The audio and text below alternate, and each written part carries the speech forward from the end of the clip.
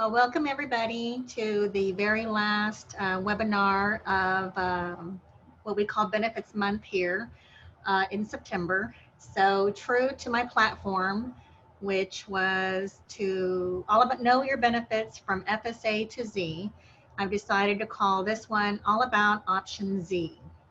And Option Z is really going to be my viewpoint based on my 20 plus years of experience in the benefits industry, in the PEO industry, what I think went wrong with the Affordable Care Act, and also the good things that actually have come out of that.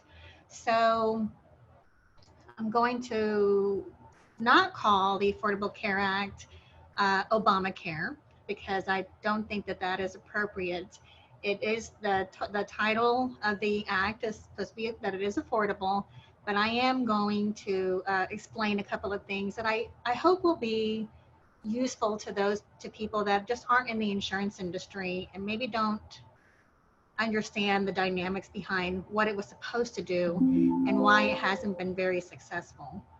Why isn't it affordable? So there's no limitations on pre-existing conditions. That was a big deal. So for a lot of years, if anybody wanted to purchase an individual health insurance policy, they had to fill out a questionnaire, and either a condition would just, anything pertaining to a particular condition would be completely just not paid, or maybe there would be a limitation on it. Also, pregnancy was considered a pre-existing condition.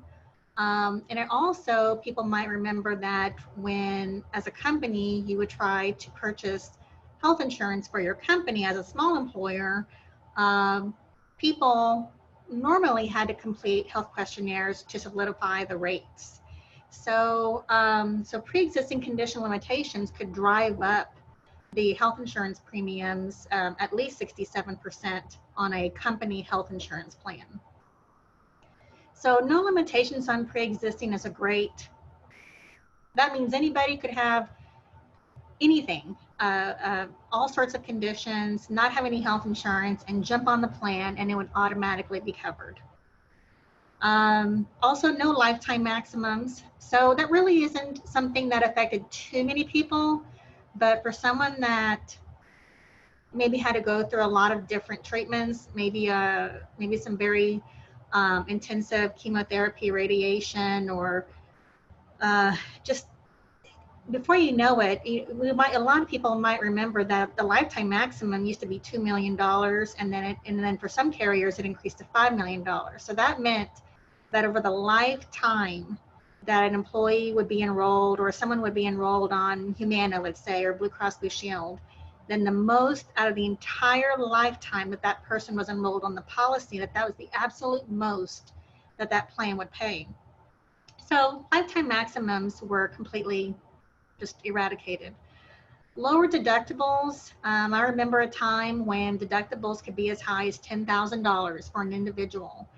And I think what's interesting about that is I remember writing that kind of policy for companies that wanted to provide something. They were okay with having a high deductible. They really wanted something for catastrophic care, but they especially wanted office visit copays for their employees, and they wanted prescription coverage for prescriptions. So that was their primary concern, was the day-to-day stuff. So so when the Affordable Care Act came out, it was, deductibles are out of control. We have to change everything. Deductibles cannot be as high. In fact, actually, originally it was something like $2,500. But what happened is they let every state decide based on what kind of plan got the most usage, what plan was the plan that was most, was chosen. So Texas had a Blue Cross Blue Shield plan that had a $3,000 deductible. So that became our standard. So the deductible couldn't be higher than $3,000. So people may not understand that deductibles, when you increase it, your premium goes down. When you lower your deductibles, the premium goes up. So, but there were a lot of people, and individuals who would purchase an individual policy, and a lot of companies that were okay with having higher deductibles. And they understood that it was really for that higher deductible was really for something catastrophic, but they really wanted to keep the premiums down as much as possible, and it fit those people. The other item is everyone pays for pregnancy. And I don't know if too many people understand that, but that means that everyone, even on healthcare.gov, the individual marketplace, on company health insurance, everybody pays for pregnancy. That means the premium for a man is also, he's being charged for pregnancy as well. Certain birth control medications started to be covered at 100%. So everyone's paying for that, even women who may not be childbearing age anymore. So everyone is paying towards benefits. It's just like if you're an employer and you decide that you want to pay for in vitro, you want an in vitro benefit for yourself, you would actually have to charge all your employees for the in vitro benefit, even if you only wanted it for yourself. So you don't just carve out a benefit from one person. It would be like if somebody, well, back in the day when gastric bypass used to be the norm, you used to be able to purchase a rider for your policy, and you couldn't just have one employee that wanted it and that one employee paid for gastric bypass. Everybody paid for gastric bypass. So everyone has to pay into it, even if that's not something a man doesn't have to worry about being pregnant, or a woman who's 60 years old doesn't have to worry about having babies. Everyone's going to pay. Everyone's paying for preventive services such as mammograms, pap smears, prostate exams, children's immunizations, and colonoscopies. So the preventive care is covered at 100%, but someone's got to pay for it. So someone has to pay for it. It's covered at 100%, but it's going to be reflected in the premium. One of the great things that came out of the Affordable Care Act, which I've been advocating for years, was colonoscopies. I thought it was very unfair for a long time that when someone turns 50 years old, it's considered a preventive measure to go and get a colonoscopy. And for a long time, people, when they would go in to get this, it actually would hit the deductible. So if your deductible is $3,000 and you went in for a colonoscopy and the colonoscopy costs, I don't know, $1,500, then you're going to pay $1,500 for a colonoscopy. And it was just not fair because that was a preventive measure. So one of the good things that came out of this was the colonoscopies are now covered at 100%. The problems with the Affordable Care Act is that there's just not enough money coming in to pay the claims. We're not charging enough. And where in theory it might be great to cover everything, everything's covered at 100%, all pre-existing conditions are accepted, there's just not enough money coming in. And what happens when there's not enough money coming in to pay claims is that your loss ratio your loss ratio in this situation with the Affordable Care Act exceeded 100%, which is there's more being paid out in claims than there is being collected in premium. The penalty also for not having health insurance should have been higher. So what I mean by that is the penalty really early on in the year was very minimal, and I mean for an individual not having health insurance. It should have been higher, and I say that because there weren't enough bodies, there weren't enough people paying premium. For example, children also, well, I say children, but you can carry your dependents up to the age of 26 on the health insurance policy, and originally, well, for Texas it was 25. So we actually bumped up a year, and then believe it or not, there were states that actually had it even past 25. So you got people carrying children all the way, I think it was even probably up to age 30. So their dependent age actually came down. So so you had children staying on their parents' policy longer. Also, I don't know if anybody really remembers this, but when the Affordable Care Act came out, well, first of all, there were a lot of problems with the healthcare.gov website. So they had a lot of traffic, And there were a lot of people. They were trying to get as many bodies on there as possible. That they knew that they had to get as many people to enroll to get on there as possible. But what happened is they wanted physicians to see people even though they hadn't paid premiums. So what would happen is somebody would purchase an individual medical policy on healthcare.gov, which is, I'm going to say, is through the marketplace. And they may or may not have, more than likely, by going that route, they might have qualified for financial assistance. And then what happened is they didn't want, the Department of Health and Human Services did not want the policy to be canceled for non-payment for at least 90 days and even longer than that. So what happened is you had people signing up, going in and getting surgeries, procedures, whatever, pre-existing was not a problem anymore. And then they would just not pay the premium, and that was it. So you had a lot of providers footing the bill. And so you had a lot of people coming in, getting stuff done, taken care of, and then dropping the plan. And that is why you have an open enrollment now. That's why you have an open enrollment on the marketplace, just like you have with anywhere else. They do allow special enrollment periods, which in the health insurance industry is just equivalent to a qualifying life event. But that did not help at all. The penalty was reduced to zero. So what I mean by that is, President Trump, one part of his platform, or a large part of his platform, was to remove the Affordable Care Act. And the reality is that the train is already barreling down the tracks, and you can't stop that train.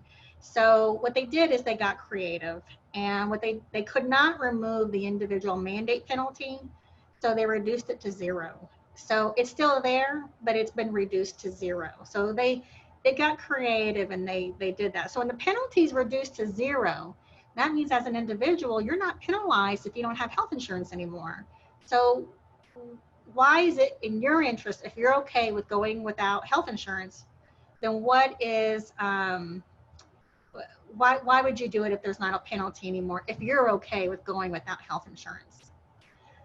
Interestingly enough, on the deductibles, the Department of Health and Human Services did a huge push on, deductibles are horrible, it's outrageous, this is ridiculous, we're going to decrease them.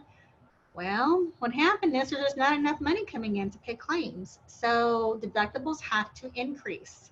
So deductibles, you'll see now, I think we're all the way up to, I think, at least $8,000. And so where that was not supposed to be the norm, but there's just not enough coming in. Another thing is also limited networks. So in order for carriers to be a player on the marketplace, they had to meet certain parameters, and they had to cover everything. They had a preventive care covered at 100%. They had to pay for everything beyond that preventive care at least 60%. And then they had to be within a certain price point. And so what carriers realized is that they couldn't be within this price point unless they got creative. And so what happened is I'm going to pick on Blue Cross Blue Shield. What happened with Blue Cross Blue Shield is, because that was the plan that most people in Texas wanted. It's just like in California, what most people wanted in California was Kaiser. So in Texas, Blue Cross Blue Shield wanted to be a player. So they said, well, we're gonna still offer our huge network, but in order to be a player, we're going to have to offer a smaller network of physicians and facilities. So they came up with a really small network, and they came up with an even smaller HMO network. So that was the way they could drive down the cost. But what happened is, most people didn't realize that that's what was happening. They saw Blue Cross Blue Shield, they signed up, and they thought they were good to go. But then physicians that they had been seeing prior were not contracted on that small limited network. So in order to be able to compete in the marketplace, that's what happened. Now Blue Cross Blue Shield has since gotten out of the PEO business on the individual marketplace, and now they're just providing HMOs. So if you want a PPO Blue Cross Blue Shield, you're hard pressed. You have to get that as under a group health plan.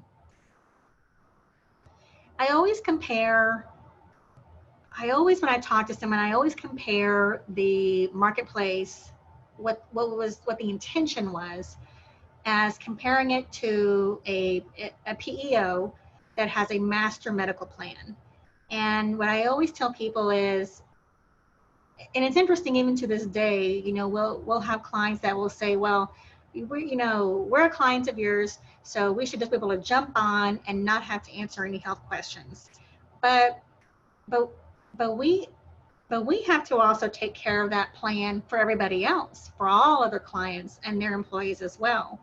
So underwriting on some level is required, and it just depends on a PEO standpoint. It depends on how many employees you have in your company that would be eligible for the benefits. Maybe employees have to complete health questionnaires, or maybe the company is just having to complete a group health questionnaire. But underwriting on some level, no matter what PEO you're going to go with, is going to be required. And that is because if we didn't require that, then it would just be like the marketplace. It would just be like healthcare.gov. It would just be like what has happened with the Affordable Care Act, because then everybody would just jump on, and we would not know what the risk was in a particular company to be able to know that we had to collect so much to know that we would need to collect that much to pay upcoming claims. So that is why when in a group health questionnaire or in a personal health questionnaire, we might have an employee say, I'm pregnant, I'm delivering in 2 months. We have so many employees that have diabetes, high blood pressure. Now, things have changed. It used to be that people with high blood pressure, diabetes, even depression, that was just like, oh my goodness, there's just, what are we going to do? Well, now, especially in Texas, that there's an acceptable risk that's already included in standard rates.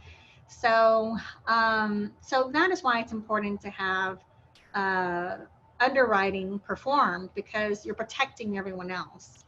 And also claims paid out, the claims that are paid out is actually shared with the other companies.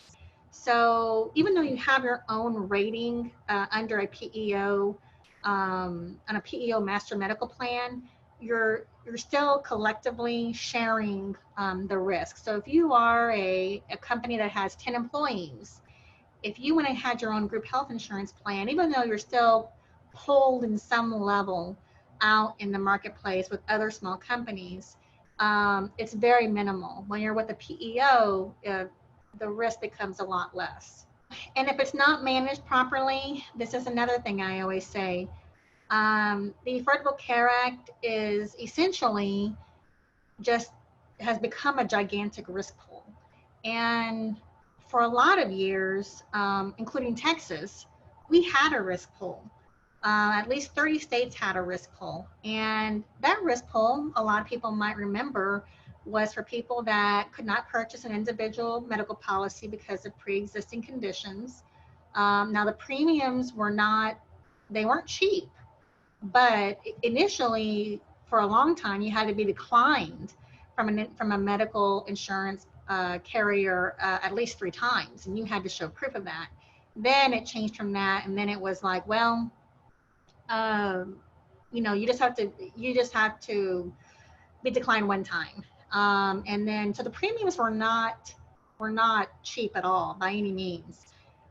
But had we probably just left everything alone, maybe we could have just kept the risk pool in place for all the states that already had one. Maybe we could have tried to have a risk pool set up in the other states that didn't have one, and create some kind of financial assistance for those individuals. Because ultimately, what's happened now is that the marketplace is just a gigantic risk pool. You have adverse selection.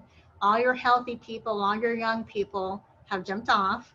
Now there's no penalty, and you're left with the people that that have to have it because they're seeking care, because they're accessing the health care. They have some specific healthcare needs and they can't afford to go without health insurance. So what happens is you have been left with adverse selection.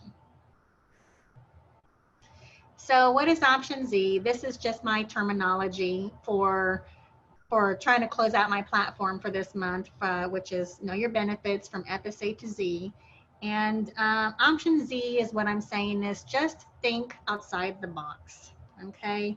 So now some good things came out from the Affordable Care Act. One of them was a MEC plan, and a MEC plan was created to just be purely preventive care. So all the preventive care, remember, from the Affordable Care Act had to be covered at 100%. So the MEC plan got a lot of, and still to this day, gets a lot of large employers that are subject to certain regulations and can be subject to penalties, allows them to get out of one of the largest penalties of all. So carriers, when put into a pinch, put between a rock and a hard place, just like they did with coming up with a slim network, they came up with this. They were like, we're going to come up with a way to at least help employers get out of this $2,000 per person penalty if they are an applicable large employer. So Integrity is able to provide you with something that you're just not going to find out there on the open market, and that is our combo. And so we have an Options Plus MEC that takes care of the preventive care, that takes care of the day-to-day stuff, that takes care of the office visits to see physicians, prescriptions, prescription coverage, and then also has the piece with Sedera, which is, and again, another creative component, because Sedera is not insurance, but it is a cost-sharing community. And cost-sharing and Christian community, Christian ministry sharing has been around for years. Sedera is not insurance, but they will share, it is a cost-sharing community, and they will actually share some of that cost after you meet a certain initial unshareable amount. The amount that we have right now is $1,500. So what happens is since Sedera is not insurance, and they're able to negotiate a lower cost for anything critical. We're talking about anything critical, surgeries, procedures, hospital-related services, having babies, advanced imaging like MRIs. They negotiate the cost on that, but since they pay it out all up front. This is not going through insurance, so they're able to get a better deal. So if someone goes in for surgery, the way our IUA works right now is the worst case scenario for having surgery would be $1,500. Okay. Now the thing with Sedera is, and this is why I'm going to show you two other options, is because Sedera does have a pre-existing condition limitation. But again, it's thinking outside the box, and Sedera, that pre-existing condition limitation, is only for critical things, hospital-related procedures, surgeries, advanced imaging. But the day-to-day stuff, the things that people use most of the time are covered immediately under the Options Plus MEC. Another one here is the Limited Medical Benefit Plan and the MEC. So this also falls in line with the MEC that is already provided through the combo, because this is a MEC plan as well. That means all the preventive care is covered at 100%. What is different about this plan is that the employees and the employer will have an opportunity to offer limited medical benefit plans. So that would provide coverage that would provide the opportunity for an employee to have coverage, some limited copays for office visits, some limited prescription coverage, and there would also be some very limited coverage for like surgeries, advanced imaging, things like that, procedures, MRIs. And the good thing about the MEC with the limited medical benefit plan is that no one is subject to pre-existing. The difference between this plan and the combo would be that the Sedera piece of that first option will actually cover, you actually have full coverage for anything like surgery related, hospital related, anything like that. The limited medical benefit plan is going to provide you with an allowance. So they might say, we're going to give you $500 per day that you're in the hospital if you're admitted. But that would probably benefit someone who has pre-existing, or an employer that wants to offer something, but really just wants to kind of start with something basic, and is okay with not having that critical care necessarily covered up front after that 1,500 IUA. And lastly, the other item I have is being partially self-funded. So it used to be that self-funded was for large companies, and basically that's like your HEBs, your WalMarts. They're all self-funded, so they're all taking a risk. They all take their own risk. They all say, well, we're going to go ahead and this is what we think we're going to, this is how much we think we're going to be out of pocket in terms of claims for our employees. And so they manage more than likely through a third-party administrator. They may be managing their claims that way. But what happens is basically it's just like if you said, well, I'm going to go without health insurance and I'm just going to go self-funded. Well, basically what you're saying is that should something happen, you're just going to pay out of pocket for it. That's what you're saying. So that's what the large companies do. So when the Affordable Care Act came out, it changed the game. And you have a lot of small employers that are now on self-funded plans, but mostly they're on partially self-funded plans. And what that means is that if more is paid out in claims than is collected in premium, the client, the company, is not on the hook. Whereas if they were completely self-funded, they would be on the hook. So if you had a bad year and you did not put enough aside to pay for claims for your employees and you were completely self-funded, then you're on the hook if all of a sudden you had 2 preemie babies and 3 cancers and so forth, and you can't anticipate everything. So partially self-funded has become the norm right now, and you as a company, you don't get penalized if you exceed. So it's a hybrid.